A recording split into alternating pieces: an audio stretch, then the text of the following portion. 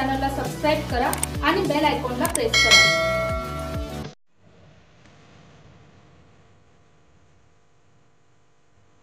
मुंबईत धक्कादायक घटना घडली आहे।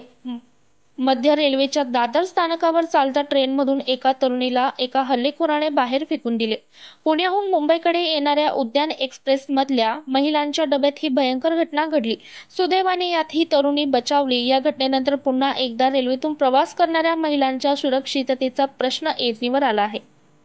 6 ऑगस्ट 2023 रोजी रात्रीच्या 8:30 वाजता ही घटना घडली। प्रथम या 29 वर्षीय तरुणीवर एका हल्लेखोराने हल्ला केला। या तरुणीने या हल्लेखोराला प्रतिकार केल्यानंतर त्याने ट्रेनमधून या तरुणीला फेकून दिले। या घटनेबाबत मिळालेल्या अधिक माहितीनुसार दादर स्टेशनच्या प्लॅटफॉर्मवर गाडी आल्यानंतर जनरल लेडीज डब्यातील सर्व महिला उतरल्यानंतर संबंधित तरुणी एकटीच डब्यात असल्याचे पाहून हल्लेखोर डब्यात चढला।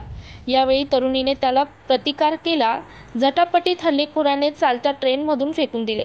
सुदैवाने ती प्लॅटफॉर्मवर पडल्याने तिला जीवितहानी झालेली नसून ती गंभीर जखमी होऊन बेशुद्ध पडली। पोलिसांनी हल्लेखोराला CST वरून तपास करून अटक केली असून त्याच्या विरोधात गुन्हा दाखल केला आहे। ब्युरो रिपोर्ट, स्टार लोकशक्ती न्यूज, मुंबई।